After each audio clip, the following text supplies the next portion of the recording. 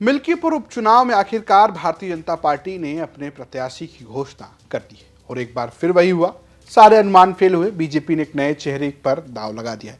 Bharatiya Janata party ने चंद्रभान पासवान को ticket दिया है मिल्कीपुर में। जब से नाम सामने आया है तब से इस बात की चर्चा शुरू हो गई है कि आखिर ये चंद्रभान पासवान है कौन।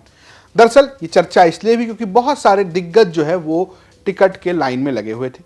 पूर्व विधायक गोरखनाथ बाबा वो थे, इसके अलावा सुरेंद्र रावत जैसे बड़े दिग्गज नेता भी थे। लगभग 5-6 नाम और चल रहे थे जो पुराने भारतीय जनता पार्टी के नेता थे, लेकिन नए नए चंद्रभान पासवान को भारतीय जनता पार्टी ने टिकट दे दिया है। अब सवाल यह है कि ये हैं कौन। दरअसल चंद्रभान पासवान इससे पहले 2 बार रुदौली से, जो कि इसी विधानसभा में आता है, वहां से जिला पंचायत सदस्य रह चुके हैं। उनकी पत्नी अभी जिला पंचायत सदस्य हैं। रुदौली में साड़ी का व्यापार है, गुजरात में भी साड़ी का व्यापार है। 2 साल से विधानसभा में सक्रिय हुए हैं भारतीय जनता पार्टी के लिए टिकट की दावेदारी करते हुए।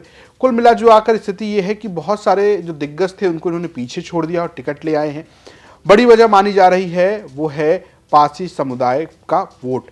दरअसल जातीय समीकरण अगर आप देखेंगे यहाँ पर तो पासवान वोट बहुत महत्वपूर्ण हो जाता है। सबसे ज्यादा जो संख्या है एक अनुमान के मुताबिक इस सीट पर वो यादवों की है 65,000। उसके बाद दूसरे नंबर पर पासी समुदाय का वोट बैंक है जो करीबन 60,000 है। गैर पासी दलित जो है उनकी संख्या 50,000 है, ब्राह्मण 50,000 है, मुस्लिम 35,000 है, ठाकुर 25,000 है।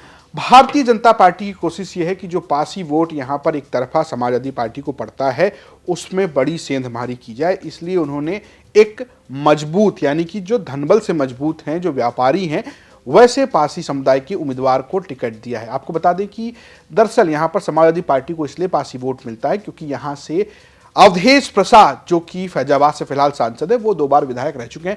उनका इस इलाके में दबदबा रहा है, खासकर पासी वोटों में, और लंबे समय से पासी वोट यहां पर समाजवादी पार्टी के साथ जाता रहा है। अभी अगर आप देखेंगे तो उत्तर प्रदेश में अवधेश प्रसाद का पासी समुदाय की तरफ या कहीं की नेताओं में एक बहुत ऊंचा कद हो गया जब से उन्होंने फैजाबाद की सीट समाजवादी पार्टी के लिए जीती। अखिलेश यादव उनको अपने पास रखते हैं, उनकी बगल की सीट पर बैठते हैं। अवधेश प्रसाद का ज्यादा सम्मान समाजवादी पार्टी में नजर आता है। यही बड़ी वजह है कि पासी वोट भी एक तरीके से कहीं ना कहीं एकजुट इस इलाके में समाजवादी पार्टी के लिए नजर आता है। और इस बार समाजवादी पार्टी ने मिल्कीपुर की सीट, जो कि अवधेश प्रसाद के सांसद बनने के बाद खाली हुई, वहां पर उनके बेटे अजीत प्रसाद को ही चुनावी मैदान में उतारा है। यानी कि भारतीय जनता पार्टी ने इसी वोट बैंक में सेंधमारी की एक कोशिश की है। अब पासी बनाम पासी का चुनाव नजर आएगा। दरअसल भारतीय जनता पार्टी प्रयोग लंबे समय से करती रही है कि जो वोटर उसका नहीं है उस समुदाय से एक प्रत्याशी उतारी और अपने जो कोर वोटर हैं उनको जोड़कर चुनाव जीत लीजिए। भारतीय जनता पार्टी के पास कथित तौर पर सवर्ण कहे जाने वाली जातियों का वोट लंबे समय से रहा है, तो क्या इस बार भी वो साथ बने रहेंगी या कोई जाति समीकरण पलटेगा, ये देखने वाली बात है। हालांकि चंद्रभान पासवान कितना इंपैक्ट डालते हैं वो भी एक देखने वाली बात है। दरअसल जो ये कहा जा रहा है कि वो नए हैं और क्यों गोरख बाबा का पत्ता कटने की बात हो रही है, गोरख बाबा वो इकलौते आदमी है जो यहाँ पर समाजवादी पार्टी को टक्कर दे चुके हैं। अगर आप इतिहास देखेंगे तो बीच में एक ऐसा मौका आया है जब अवधेश प्रसाद, जो कि 7 बार विधायक रहे हैं, उनको एक बार टक्कर जो है वो गोरखनाथ बाबा ने दी थी और उनको पटखनी दे दी थी 2017 के चुनावी मैदान में। और गोरखनाथ बाबा की ही याचिका की वजह से मिल्कीपुर में चुनाव की देरी भी हुई थी।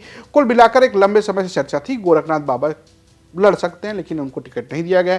नए चेहरे पर दांव खेला गया है। अब बड़ी समस्या यह है कि भारतीय जनता पार्टी नए चेहरे के साथ क्या ये चुनाव जीत पाएगी, क्योंकि ये उसके लिए साख का सवाल है। वजह यह है कि अयोध्या में मिली हार के बाद मिल्कीपुर एक प्राइड सीट बन गई है बीजेपी के लिए। दरअसल अयोध्या से भारतीय जनता पार्टी ने 2024 का अपना कैंपेन शुरू किया था। माना यह गया क्योंकि वहां पर राम मंदिर निर्माण के बाद उसका उद्घाटन हुआ। खुद प्रधानमंत्री नरेंद्र मोदी यजमान की भूमिका में नजर आए। तमाम भारतीय जनता पार्टी और हिंदूवादी संगठन के लोग वहां पर मौजूद रहे और इसे एक कैंपेन देने की कोशिश की गई। जो राम को लाए हैं हम उनको लाएंगे, इस तरीके के नारे भी चुनाव में देखने को मिले। लेकिन उसी अयोध्या की लोकसभा सीट से, यानी कि जो फैजाबाद है, वहां से समाजवादी पार्टी के अवधेश प्रसाद चुनाव जीत गए। अब अवधेश प्रसाद भी सामने है, समाजवादी पार्टी भी सामने है। भारतीय जनता पार्टी इसे बदले के तौर पर भी देखती नजर आ रही है। क्या होगा ये तो चुनाव बताएंगे, क्योंकि 5 फरवरी को है वोटिंग, 8 फरवरी को रिजल्ट। तो जो भी होगा वो यूपी तक आपको बताएगा। फिलहाल ये स्टोरी अयोध्या से भेजी थी हमारे सहयोगी मयंक ने, प्रस्तुत किया हमारे रजत ने, और कैमरे के पीछे हैं रंजीत। देखते रहे यूपी तक। नमस्कार।